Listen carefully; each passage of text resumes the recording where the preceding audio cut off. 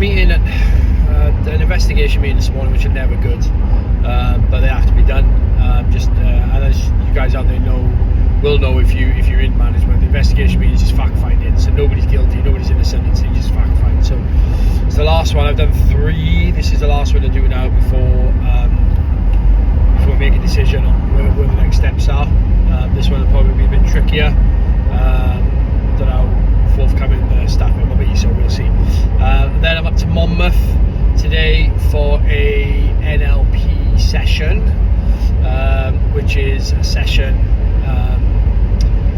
I don't really know what to expect. I did NLP about 10 years ago, and I really liked it. Neuro-linguistic programming, really liked it. I started my training as a practitioner, but then didn't finish it because I had other stuff going on. But this is a session about me and about my way my brain is wired. It's a bit like, it's not therapy, but it's like therapy. So it's the first session of 8. So I'm going to do 8 sessions here and see what they're like and see how we go. So and they're going to be weekly, every week for the next 8 weeks. So I'm quite interested to see the outcome of it at the end. So I'm quite interested in that. Then I've got a couple of calls on my drive to London. So I'm in London this week, today and tomorrow, partly to do conflict management and mental health wellbeing training. But the other part is I'm looking at new offices for the Apollo Group. The Apollo Group restructure's done now, and such a great restructure. The businesses we got underneath it now is amazing, and we're just growing. So I'm looking for a bigger office, a space that I can have everybody. Because right now I've got an office in Manchester and Cardiff, and I want one central office in London. Some of the team members will travel with us and work from London. We will see whether working from home is an option for some others, but some others will leave us, unfortunately, because we are relocating to London. So it's whether they go up. I wouldn't say it's fully. I'm a big believer in people should be in the office. I don't mind working from home. Like I don't work from home if I can help it. I will work from somewhere, because otherwise I feel like it's not work. But a couple of days in the office is a must for everybody. So we'll see how that pans out. But we need to find an office space first, get it turned, get it converted, and then go from there first before we do anything else. So that's the key thing there. And then I got a call then with a client about financing, which is still trying to secure a couple of finance options. We just don't know which one they want to go with. So hopefully get that signed off today as well. And then recording the podcast then later this evening from the hotel. 2 guests, 2 podcasts, 4 hours need to be recorded. So a lot going on there as well. And then between all that, I need to answer some emails because I answered those last time. I still got loads coming. Look at a restructure and some other stuff for the facilities company. I'll just go look and get those sent out as well. So a busy day, bit of driving, probably about 300-400, probably about 200 miles, 250 miles today, and then a full day tomorrow, and then driving back because I never miss Wednesday night football. So I would normally stay a couple of days when I'm away, but I'm only going to stay 1 day, cram everything into 2 days, so today and tomorrow, and then drive back, so play football tomorrow. So I struggle to be away from home at the moment. So before I was hotel life all the way, as you know, and I used to live in a hotel more or less Monday to Friday. Loved it. Now I love my home comfort. I love to go home. I love my TV. I love my family, and I just want to be home all the time. So it's a bit different for me to have that sort of thought, but yeah, that's the way it is.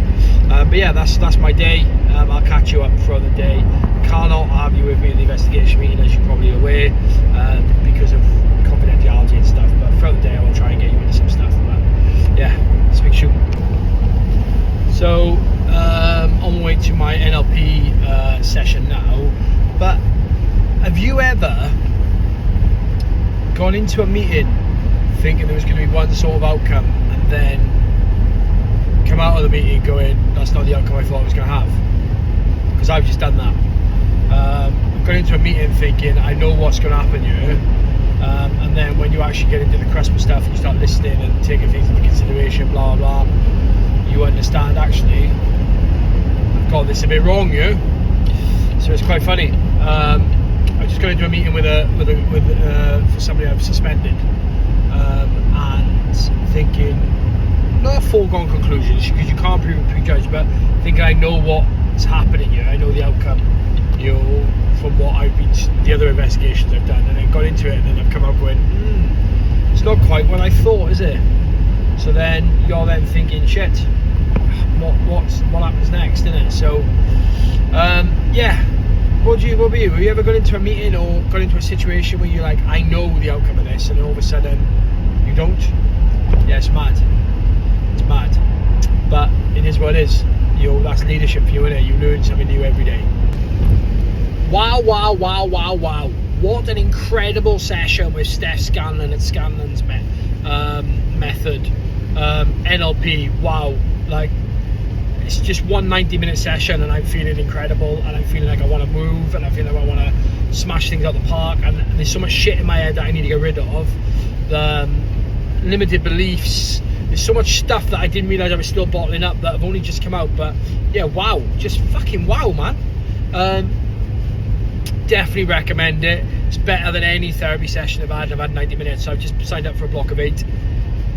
And it's going to make me beast, man. We're going to go into beast mode and we're going to take over the fucking world. Like, I can't believe it. Any leader should have sessions like this to really get themselves going. Like, I always say a coach should always have a coach, but a leader should have something like this to get rid of those limited beliefs, get rid of that imposter syndrome, and just smash shit out of the park.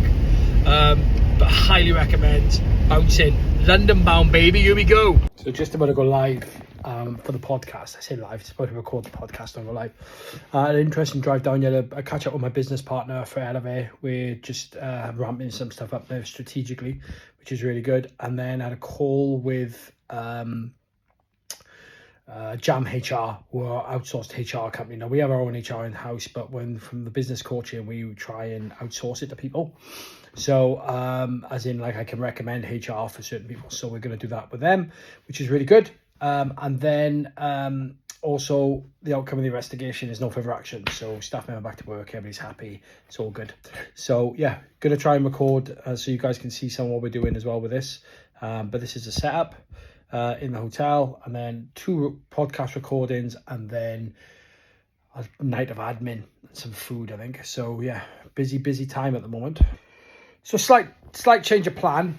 Technology is not my friend, so I can't record those podcasts today, which has pissed me off a little bit, so excuse my language. But I just, I'm going to stick to doing it in person. I think this whole bloody technology thing, it's just not working for me. So in person is the only way around it, I think. So I'm going to do it that way. Not lost, because I've still got 1,000,001 things I need to do tonight. So it just gives me 3 hours back that I would normally be recording a podcast to smash out some stuff. So not all lost, but just a bit annoying. But we will get it done, and I will get them out to you by the end of November, I promise.